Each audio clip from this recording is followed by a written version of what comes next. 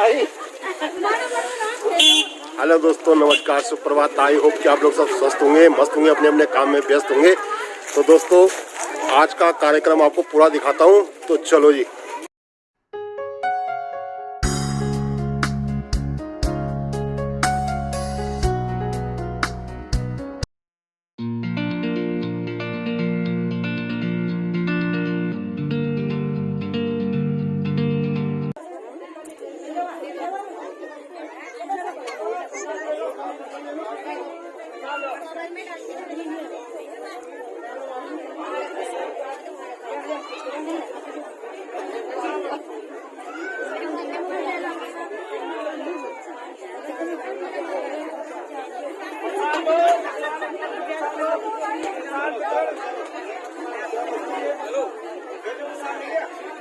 झगड़ा आ गए स्वामी जी शाम को घर अच्छा ले आए वो गया फिर। और भाई साहब सब ठीक ठाक है? क्यों? जो देखेगा वो अपने को देखेगा। अब ससुर जी आए, ससुर जी ने देखा तुम्हारे बस का कुछ नहीं, मैं देखता हूँ। बेटा अरे पिता बोल के ले आया किसी को, बेचारा कहीं रास्ते में भटक रहा होगा सेवा के लिए। अब बूढ़ी अब ये तो मांग, अब कईयों की आदत होती नहीं, एक चीज भी दे दो दूसरी भी मांगते। अब कई तो ऐसे भी भक्त हैं, एक ने बोला हे प्रभु मेरे को 50,000 का फायदा करा दे, मैं तेरे पे 5 रुपए चढ़ाऊंगा। और भगवान ने सचमुच 50,000 का फायदा करा दिया। सुन रहे हो? अब ये भक्त इतना चतुर है, इसने कहा हो सकता है ये 50,000 मेरी किस्मत से आए, कौन सी भगवान ने दिया। फिर सोचा भगवान से मेरा वादा है, दे देता हूं। तो ऐसे भी भक्त हैं। गया वो मंदिर में, इतना चतुर, उसने रेखा खींची भगवान के और अपने आगे। प्रभु जो मैं पैसे फेंकूंगा, फेंकना तो अपने हाथ है ना, जो रेखा की पल्ली तरफ पड़ेंगे वो तेरे, जो मेरी तरफ पड़ेंगे वो मेरे। तो फेंकना तो अपने हाथ में, 2-3 सिक्के फेंक दिया आगे, बाकी सब प्रभु धन्य हो आपका। ऐसे भी है भक्त। एक भक्त और आया उसी के सामने, उसने वो और तेज चालाक, प्रभु जो ऊपर का चढ़ेगा वो तेरा, जो नीचे का होगा वो मेरा, और सारा बटोर लिया। तो ऐसे भी भक्त हैं, भगवान के आगे और अपने आगे रेखा खींचने वाले। तो भानु प्रताप ने पता क्या मांगा, मुझे पहले जवानी दे दे, मैं बुढ़ापा ना आए। उस कपटी मुनि ने कहा ठीक है।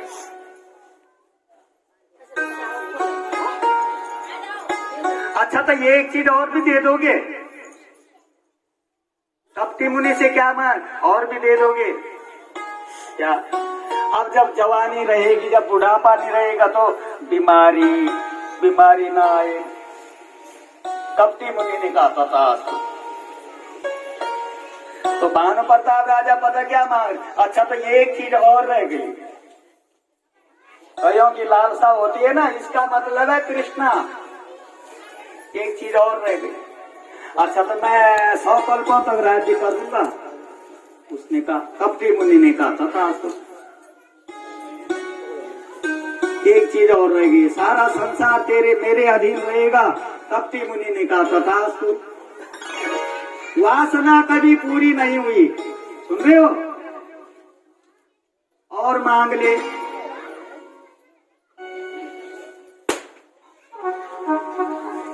एक चीज और रह गई गुरु जी, थोड़ी सी एक और।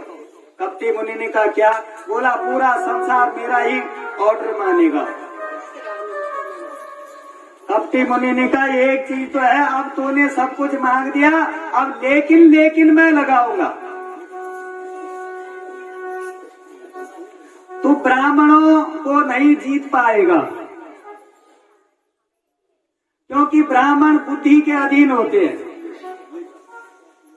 समझ रहे हो? ब्राह्मण क्या है? बुद्धि का अधीन। मेरी माता बहनों, कई लोग ये सोचते हैं ब्राह्मण क्षत्रिय वैश्य शूद्र ये अलग नहीं है। भगवान ने जब वर्ण व्यवस्था बनाई तो आपके शरीर में ब्राह्मण से मुख मासे, आपका जो मुख है ये ब्राह्मण है। बाहुदा राजन्य कीर्त, छत्री जो है ये हाथ है। छत्री का काम क्या है? रक्षा करना। आपके शरीर में कहीं भी चोट लगती है या कोई भी आपको मारने आता तो आगे क्या जाते हैं? हाथ जाते हैं। क्यों जाते हैं?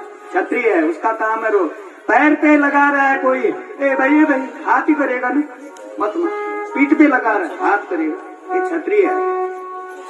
और पेट का पुरुत वैश्य, ये वैश्य है, बढ़िया, ठीक। और इसके अंदर ऐसी फैक्ट्री बनी हुई है, खाना ब्रह्मा जी ने है और खिलाना ठाकुर ने है। और वैश्य जो है ये गुप्ता जी है, ये गुप्त है। गुप्ता जी जानते हो? गुप्त पेट, ये सबको पाल रहा है। ब्रह्मा जी को भी यही पाल रहा है, हाथ को भी यही पाल रहा है। पेट, इसके अंदर क्या फैक्ट्री है जो सबको पहुंचा रहा है भोजन के रस। और पैर जो है शूद्र हैं, सबकी सेवा कर रहे हैं। इतना बड़ा शरीर को लेकर के चल रहा है। आपके शरीर में ही सब कुछ है। उस राजा ने सब कुछ मांगा, लेकिन कपटी मुनि ने कहा ब्राह्मण के अधीन ही रहना। द्विज देव देव, तो कल्पों तक उसने भगवान की भक्ति करी और उसके बाद 7 जन्मों तक वो ब्रह्म राक्षस रहा। रावण, भानुप्रताप, हरिमर्दन, बकासुर, अगासुर, उसके बाद ये जो शिशुपाल था ये भी हुई 7 जन्मों का। तो माताओं, बहनों, सज्जनों, कल तक की भगवान की उस नटखट की कथा सुनी आपने।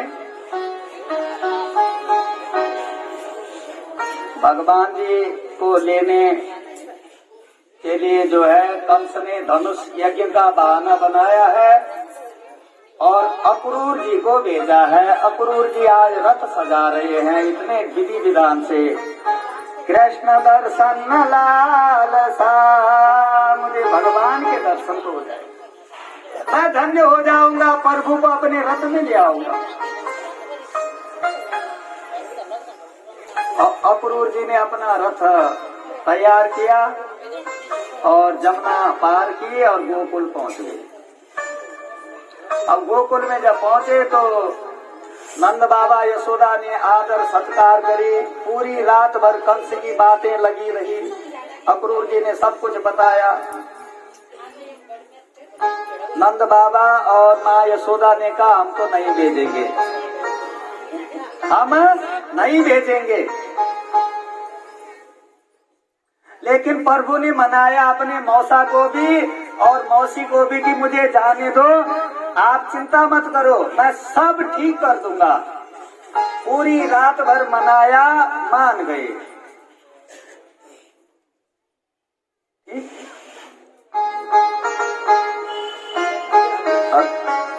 सुबह हुई, रथ सजाया।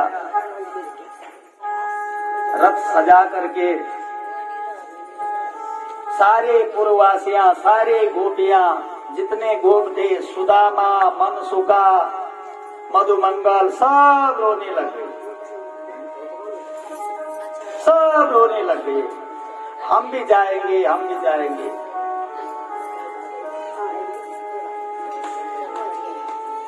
जैसे रथ में बैठे भगवान जी और बलराम भैया, राधा जी नीचे लेट गई रथ के आगे। या तो मेरे ऊपर से रथ उतार दो या तो मुझे भी ले चलो।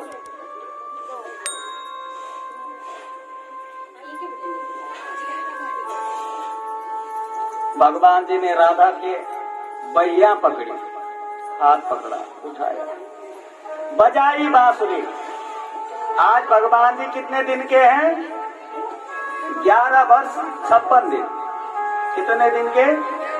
11 वर्ष 56 दिन।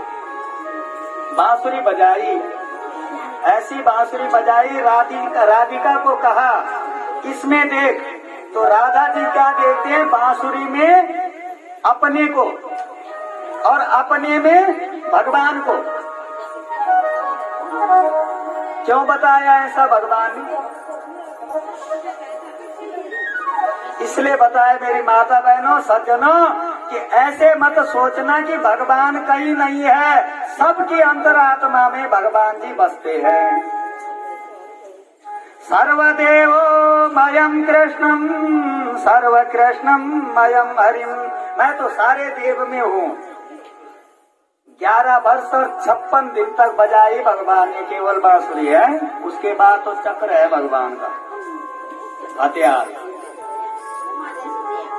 अब राधा जी का मिलन कैसे हुआ था पता है आपको? कथा तो सुनते होंगे। मोर का मुकुट क्यों लगाते हैं भगवान जी माथे पे? मोर मुकुट। भगवान जी बांसुरी बजा रहे हैं और मोर नाच रहा है, ठीक। और बांसुरी में इशारा हो रहे हैं। मुख पे तो श्वास भरी हुई ना। अब मोर इतना नाचा कि मोर भी इशारे कर रहे हैं भगवान को कि प्रभु मेरे साथ चलो। भगवान जी ने इशारे में कहा कहाँ? बांसुरी पे फूंक भरी हुई है, बांसुरी बज रही। कहाँ? पल्ले गांव। आगे मोर गया नाचते भगवान जी बांसुरी बजाते कहाँ? बरसाना। मोर ले गया, ठीक। और राधा जी जो है मटकी पे पानी भर के ला रही है और मोर ने कहा ये देखो, दिखा भगवान को। भगवान ने देखा राधिका को। शुरुआत की बात है, शुरुआती पहल, ठीक। और एक टक देखी भगवान ने, राधिका ने भगवान को देखा और बांसुरी की आवाज बंद हो गई। अब फूका से भरने जब वही नहीं आ गई। एक टक देखने लग गए और मोर का पंख भगवान ने सिर में लगा दिया। तूने मुझे राधिका से मिलाया, जा तेरे को इसलिए भगवान जी मोर का पंख सिर पे रखते हैं। तो आइए थोड़ा सा मीठी रस से भरियोरी राधा रानी लागे, महारानी लागे। रस से भरोई राधा रानी लागे, महारानी लागे। मन खारो खारो जमुना तीरो पानी लागे। रस से भरे महारानी लागे,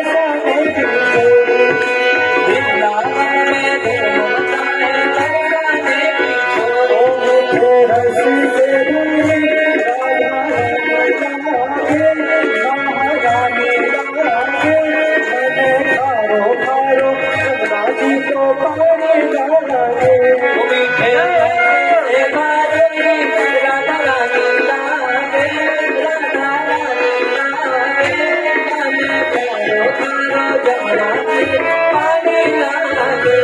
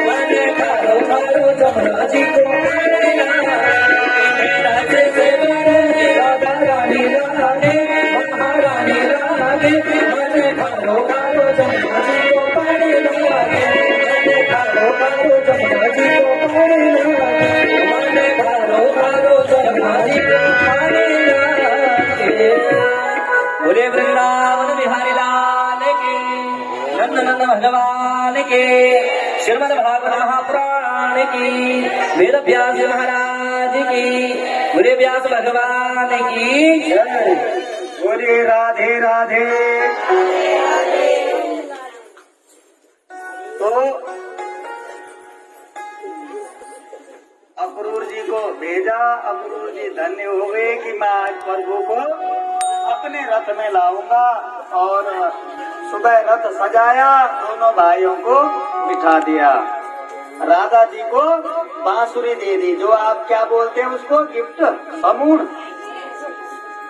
जब मेरी याद आएगी बांसुरी बजा लेना, मैं प्रकट हो जाऊंगा। राधा जी मान और दोनों भाई बैठे और अक्रूर जी के रथ में, और अक्रूर जी गान वान कर रहे हैं कि मैं धन्य हो गया, आज मैं भगवान को अपने रथ में ला रहा हूँ। भगवान ने सोचा मेरे चाचा को अभिमान हो गया है कि मैं भगवान को अपने रथ में ला रहा हूँ। भगवान ने कहा चाचा का अभिमान भी दूर करना है। प्रभु ने कहा चाचा जरा उतरो तो सही, जमुना जी में जरा डुबकी मारो तब चलेंगे। सुन रहे हो, अभिमान करो उसका। जहाँ अभिमान होता है वहाँ भगवान रहते नहीं। भगवान ने कहा अक्रूर चाचा को अभिमान हो गया कि मैं भगवान को अपने रथ में ले जा रहा हूँ, चाचा पहले जमुना में डुबकी मारो। और अक्रूर जी को नीचे उतारा, और अक्रूर जी ने जैसे जमुना मैया में डुबकी मारी, मेरी माता बहनों, जमुना में जितने मछलियां थी सब कृष्ण बन गई। अक्रूर जी ने जमुना के अंदर कृष्ण ही कृष्ण देखे। सुन रहे हो, जितने जमुना जी के अंदर जीव हैं सब कृष्ण बन गए। क्यों? चाचा तू ये मत सोचना कि मैं भगवान को अपने रथ में ढो रहा हूँ, मैं सब जीव में व्याप्त हूँ। सर्वदेवम मयम हरिम, मैं सब जगह हूँ। और अक्रूर जी का अभिमान दूर हुआ। जब देखा आगे भी कृष्ण है, पीछे भी कृष्ण है, जमुना जी के भी अंदर भी कृष्ण है, पीछे भी कृष्ण है, सारा अभिमान दूर हो गया। भगवान ने कहा चाचा अब आ जाओ। ये कभी मत सोचना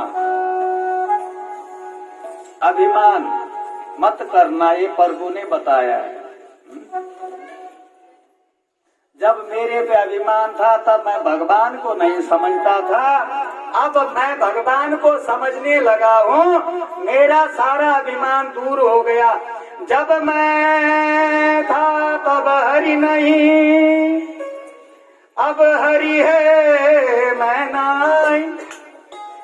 सब अंधियारा मिट गया जब दीपक देखा मैं। जब मेरे पे मैं था, सब बोलते हैं वैसे, मकान किसका थी? मेरा मेरा है? एक हमारे बिहार समाज है, वो केवल हम बोलते हैं, हम बोले, वो हम बोलते हैं, मैं नहीं बोलते। बिहार समाज क्यों बोलते हैं हम? अवधपुरी में उसी भाषा में तो बनाई है तुलसीदास जी ने रामायण। हम बोले हैं, हम क्या बोलते हैं? मैं बोल रहा हूँ, मेरा है सब कुछ, तेरा कहां से आया? मैं, भगवान ने कहा जहां मैं हूं मैं रहता ही नहीं। अब अभिमान टूटा चाचा का, अब कहा बैठो, अब रथ। जमुना पार करके पहुंच गए मथुरा नगरी, और मथुरा नगरी में वाटिका में टिक गए। जिसको भगवान को अपने हृदय रूपी वाटिका में टिकाना है, ऐसे ही टिका दो जैसे मथुरा की वाटिका में भगवान जी टिक गए। अब जैसे दोनों भाई वहां पे बैठे, तब तक सारे गोकुलवासी भी पहुंच गए, दोस्त सारे। तो इनके पास तो कपड़े गंदे हैं, क्यों? ये गाय चुगाने वाले ग्वाल है, किसी के फटे पुराने, किसी पे मिट्टी लगी हुई। भगवान ने कहा तुम भी आ गए यहाँ। तो मामा जी बोलेंगे कि ऐसे रहते हैं तुम्हारे यहाँ, ये कपड़े हैं, ये हाल है तुम्हारे। भगवान ने कहा जब तुम आ ही गए हो तो तुम्हारी व्यवस्था करना भी मेरा फर्ज है। तो वाटिका के आगे एक गली है, वहां से बाईं तरफ जाओगे तो एक दर्जी का घर है, टेलर मास्टर। सब ग्वाल वालों को भगवान जी दर्जी के यहाँ दे गए। तो दर्जी के यहाँ तो लोगों के कपड़े हैं ना सिलने के लिए, तो वो नाप के तो है नहीं। किसी का पैर पाजामा लंबा, किसी का हाथ की बाजू लंबी। भगवान ने कहा दर्जी को भाई ये कपड़े हमें दे दे। अब तो दर्जी क्यों देगा, वो तो लोगों के। जबरदस्ती पहनाया भगवान ने, लेकिन वो किसी का बाजू लंबा, किसी का कुर्ता लंबा। एक थप्पड़ की मारी दर्जी पे और सब फिट हो गई, सब फिटिंग। ये है प्रभु। और टेलर मास्टर को वरदान दे दिया, 30 रुपए का कपड़ा होगा और 300 रुपए की सिलाई होगी।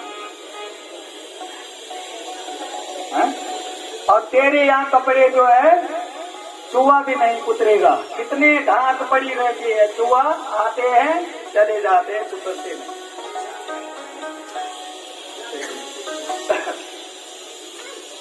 तो बोले राधे राधे।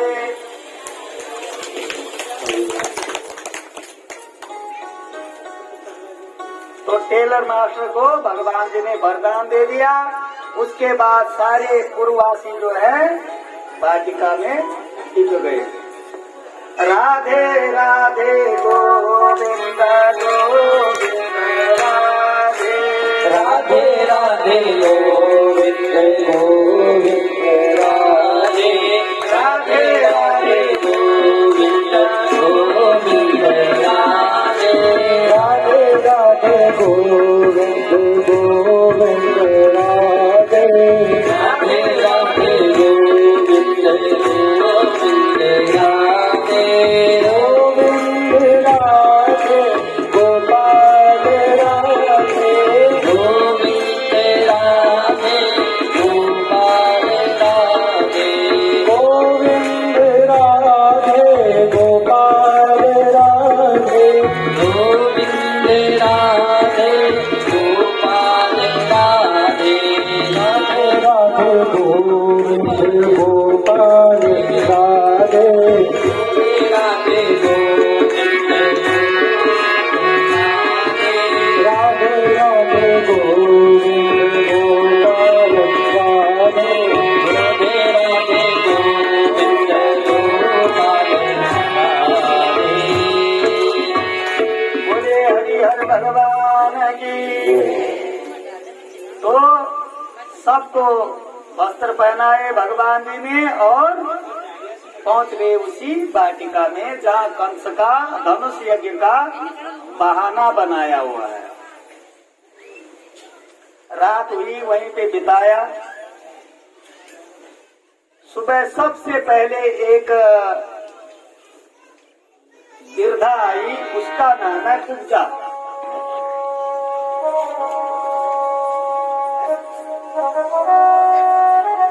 ये चंदन घोट के लाती है कंस के यहाँ। भगवान जी ने देखा कुब्जा मानी कुबड़ी छोटी सी, उसके पीठ पे हाथ फेरा, भगवान जी ने सुंदरी बना दिया। ये है प्रभु, पीठ पे हाथ फेरा सुंदरी बना दिया। टीका थोड़ा सा भगवान को भी अर्पण कर दिया। भगवान ने कहा तेरे यहाँ मैं बाद में मिलूंगी। ठीक, भगवान जी अंदर गए और कंस ने एक हाथी भेजा है, कुबलया पीड़ नाम का हाथी। इसको शराब पिला रखी है और शराबी किसी को नहीं समझता है कुछ। हाथी को शराब पिला करके पागल बना दिया गया है कि ये कर देगा उनका उद्धार।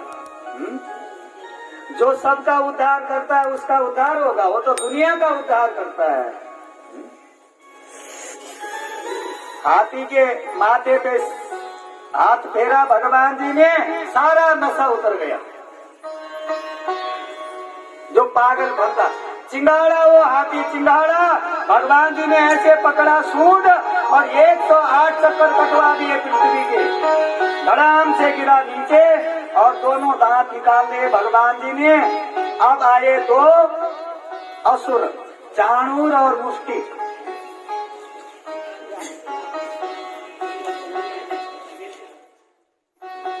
चाणूर और मुष्टिक आए, एक भाई से एक भिड़ गया, एक भाई से एक भिड़ गया। भगवान जी ने दोनों का उद्धार कर दिया। अब पहुंच गए कंस, जो है घबराहट हो रही है। कंस के द्वार जो है ना 7 दरवाजे हैं, लास्ट में बैठा हुआ भय के मारे सारे दरवाजे बंद करवा दिए, बैठ गया अंदर जहाँ उसका अपना आसन है। भगवान को ताला तोड़ने की जरूरत है, वो तब प्रकट होते हैं। सप्त द्वार भेदन किया भगवान ने अपने आप और पहुंच गए मामा जी के दरबार में। मामा जी ने देखा, आ गए, निकाली म्यान से तलवार और जैसे भगवान की तरफ दौड़ा कंस, भगवान जी ने 108 रूप धारण कर दिए। सर्वदेवमयम कृष्णम, कहाँ मार, किसको मारेगा? इधर देखा कृष्ण, उधर देखा कृष्ण, इधर देखा कृष्ण, चारों तरफ कृष्ण। अब मार, घबरा गया। लास्ट में भगवान जी ने मामा के केस पकड़े और नीचे गिराया और छाती में बैठे धड़ाम की लात की मारी और अपने मामा को अपने धाम भेज दिया। बोले नंदनंदन भगवान की, हरि हर भगवान की।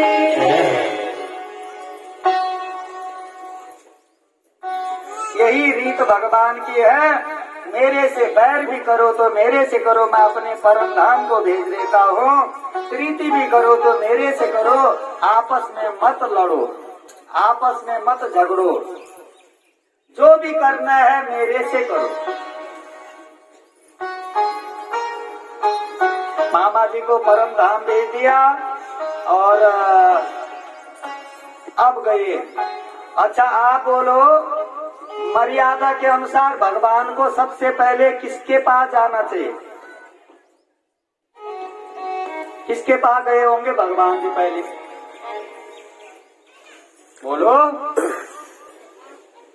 नाना जी, जिसका राज्य है। विधि क्या बोलती है? जिसका राज्य है ना, पहले उसको मिलना है। माँ को बाप को तो जेल में है, माँ बाप वहाँ के तो है नहीं। विधि क्या बताती है? जिसका राज्य है पहले उसके पास जाना है। तो पहले सबसे पहले उग्रसेन के पास गए, नाना जी के पास। वो कंस ने बंद कर रखा, तो नाना जी को मुक्त किया और सबसे पहले माँ पिताजी को मिलने से पहले नाना को राजा का अधिकार दिया, ताज पहनाया। अब इस राज्य का अधिकार आपका है, हमारा नहीं। तब गए भगवान जी जहाँ जेल में माँ और पिताजी हैं। माँ देवकी के स्तनों से वैसे ही दूध बहने लग गया। इतनी रोई माँ देवकी। कृष्ण दर्शन लालसा, पुत्र दर्शन लालसा, रुरुदु सुस्वरम जीवतावता, कृष्ण दर्शन लालसा। स्तनों से दूध की धार अपने आप बहने लगी, हृदय से लगा दिया। पिताजी वसुदेव की हथकड़ियां खोली, बेड़ियां खोली और सुंदर ढंग से रहने लगे। अब हो गई मौज ही मौज। क्या होगी? मौज हो गई। अब जो है वसुदेव और देवकी ने भगवान जी को पढ़ाना भी है ना, पढ़ाने का फर्ज है ना माँ बाप का। अभी तक पढ़े नहीं है, गाय सुगाई राम के जन्म में क्या किया था भगवान ने? राम के जन्म में क्या किया? राम अवतार मां सेवा करीना, कृष्ण अवतार मां करिया चरनी। गाय चुगाए ना कृष्ण, और राम के अवतार में क्या किया? सेवा करी। तो अभी कल तो इन्होंने गाय चुगाई, सेवा करी, अब पढ़ाई भी तो करनी है। गुरु, गु मानी अंधकार, गु मानी प्रकाश। तो गुरु जी के पास भेज दिया वसुदेव देवकी ने। कहा? उज्जैन। उज्जैन में रहते हैं गुरु जी संदीपन। तो हमारे संस्कृत विद्यालय में अभी भी गुरुकुल में ऐसा है, जब भर्ती करते हैं तो सावन के महीने जो पूर्णिमा आती है, रक्षाबंधन, बच्चे का मुंडन किया जाता है, प्रतिबंध जनेऊ धारण किया जाता है, और उसके बाद विद्यार्थी। तो संदीपन गुरु के पास भगवान जी को भेज दिया, बलराम भैया को भेज दिया। उधर से मनसुखा भी आ गए, सुदामा जी भी आ गए, मधुमंगल भी आ गए, सारी जोड़ी फिर एक ही स्कूल में इकट्ठे। तो कितने दिन पढ़े भगवान? सुन लेना, मनुष्य को डिग्री की जरूरत है, भगवान को डिग्री की जरूरत नहीं है। अब तुम्हें तो डिग्री की जरूरत इसलिए है कि सरकार नौकरी नहीं देगा, और अब तो बड़ा दुर्भाग्य है हमारा, 40% वाला डॉक्टर है और 99% वाला घर में बैठा है, सवर्ण जाति का। वो डॉक्टर क्या चीर फाड़ करेगा? वो तो मारेगा ही ना सीधा। 40% ये तो दुर्भाग्य है हमारे देश का। तो मेरी माता बहनों, सज्जनों, भगवान जी ने 64 दिन तक विद्या अध्ययन किया, और एक दिन में एक कला सीखी, दूसरे दिन 2 कला, और 64 कलाएं सीखी। कितनी कला जानते हैं भगवान? 64 कला।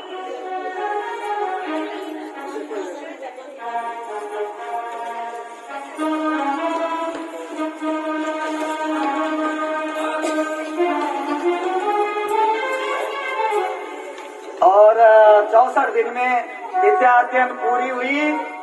भगवान जी ने गुरु जी को कहा, गुरुदेव में हमारी विद्या पूर्ण हुई, गुरु दक्षिणा। गुरु दक्षिणा जानते हैं ना? आजकल के चेले तो गुरु जी के घर से ही ले जाते हैं, चोरी करके, कुछ वैसे कुछ वैसे। किसी ने लिया होगा तो दिया भी नहीं, वो रास्ते में प्रणाम भी नहीं करता। लेकिन भगवान जी ने साष्टांग प्रणाम होकर के बोला, गुरुदेव दक्षिणा बोलो, आपने हमें पढ़ाया। गुरु ने कहा कुछ नहीं चाहिए, आपने हमारी ऐसी भक्ति करी, ऐसी भक्ति करी कि आपसे कुछ मांगा नहीं जाता अब। लेकिन गुरु जी थोड़ा ऐसे है ना, मैं ना मांगो तो शायद पंडितानी मांग लेगी। तो जब जा रहे हो तो गुरु माता से मिलके जाना, इतना जरूर कह दिया। कई में ऐसा होता है, जब प्रीति और प्रेम भाव हो जाता है तो मांगा नहीं जाता है। अब गुरु माता के पास गए दोनों भाई, माते हमारी विद्या पूर्ण हुई, गुरु जी ने कुछ मांगा नहीं, आप कुछ गुरु दक्षिणा मांगना चाहते हो तो बोलो। मेरी माता बहनों, गुरु माता रोने लग गई और अस्तनों से दूध बहने लग गया। भगवान जी भी रोने लगे, क्या बात है? बोल ना माँ, क्या चाहिए, क्या चाहिए? गुरु माता ने कहा, दे सकेगा तू मुझे? ये है प्रभु। भगवान ने कहा, क्या चाहिए? बोला, मेरा भी एक बेटा था तेरे बराबर, वो समुद्र में गया और डूब गया, मर गया, ला सकेगा तू मेरा बेटा? भगवान ने कहा, मैं लेके आऊंगा। और प्रभु ने गुरु माता की आज्ञा स्वीकार करी, आशीर्वाद ली और सीधा समुद्र में चले गए। समुद्र को कहा, मेरे गुरु का पुत्र का है। समुद्र ने कहा, मैं बह रहा था, मुझे पता नहीं, मेरे गर्भ के अंदर लाखों जीव हैं, हो सकता है उन जीवों ने निगल दिया हो। तो मेरी माता बहनों, उस समुद्र के अंदर रहते हैं एक असुर, शंकासुर। शंख की आकृति है और उसके अंदर बैठा है शंख जो है, और वैसे उसका असली नाम है पांचजन्य। अब भगवान जी वहां गए, शंकासुर से युद्ध किया कि मेरे गुरु का पुत्र कहाँ है। उसने कहा वो काल के मुख में चला गया है। काल कौन है? यमराज। शंकासुर का उद्धार किया और उसी शंख को बजाते हुए भगवान जी ऊपर आ गए। बोलिए नंदनंदन भगवान की। पंचजन्यम ऋषिकेशम देवदत्तम धनंजय। भगवान का शंख कौन है? पांचजन्य। अर्जुन ने कौन सा शंख बजाया? शंख भी अपने अलग अलग है। पांचजन्यम ऋषिकेश देवदत्तो धनंजय। देवदत्त नाम का शंख बजाया अर्जुन ने। शंख भी अलग है, एक प्रकार के नहीं। नकुल और सहदेव ने बजाया मणि और पुष्पक नाम का शंख। युधिष्ठिर जी ने बजाया पौंड्रक नाम का शंख और भीमसेन ने बजाया सुघोष नाम का शंख। शंख भी अलग है, एक प्रकार के नहीं। तो भगवान जी कौन से शंख को बजाते हैं? पांचजन्य। सुबह पंडित जी लोग पूजा कर रहे थे ना शंख की, तो क्या बोल रहे थे? पांचजन्याय च विद्महे विष्णुदेवाय च धीमहि तन्नो शंखं प्रचोदयात्। पंचजन्य नाम का शंख बजाते हुए भगवान जी यमराज के यहाँ पहुंच गए, धर्मपुरी, जहाँ गुरु पुत्र है। तो गेट पे पहरेदार है, जैसे हमारे बैठे हुए हैं भाई लोग, सबने रोक दिया। जीवित आदमी कैसे पहुंच गया? जिंदा आदमी तो यहाँ आ ही नहीं सकता धर्मराज के यहाँ। कहाँ जा रहे हो? भगवान ने कहा पहले अपने राजा को तो बोलो, बुलाओ, भेजो, कौन है वो। तो द्वारपालों ने रोक दिया। बजाया भगवान ने, ऐसा शंख बजाया, ऐसा शंख बजाया, पूरी यमपुरी हिलने लगी, यमराज का पूरा आसन। ये कौन आया आज इतना सा छोटा बालक जो मेरा आसन भी हिलाने लग गया? एक दूत गया यम के पास, महाराज एक बालक आया है, शंख बजा रहा है, लेकिन उसकी सूरत जो है भगवान नारायण से मिलती है। एकदम से दौड़े धर्मराज जी और देखा भगवान को नारायण के रूप में और चरणों में गिर गए, स्तुति करी भगवान की। कैसी स्तुति? नतास्मते नाथ सदांग्रि पंकजम् विरिञ्च वैरिञ्च सुरेन्द्र सेवितम् पारायणं क्षेममिहेक्षतां परम् न यत्र कालो पर्ववे भवत् प्रभो। हे प्रभु, आज मैं भी धन्य हो गया, मेरी ये धर्मपुरी भी धन्य हो गई है, आपके चरण पड़ गए हैं। क्या काम है? भगवान ने कहा मेरा गुरु पुत्र है। चित्रगुप्त को बुलाया, गुरु पुत्र को बाहर बुलाया। भगवान जी गुरु पुत्र को लेकर के आए और गुरु माता को भेंट कर दिया। ये है प्रभु। बोलिए नंदनंदन भगवान की, हरिहर भगवान की। अब जो है आनंद से रहने लगे और भगवान जी को गोकुल की याद आ गई, गोपियों की।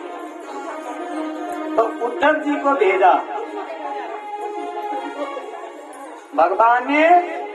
देखो, राम त्रेता युग में रामचंद्र जी ने जो बोला वो करा, सुन रहे हो?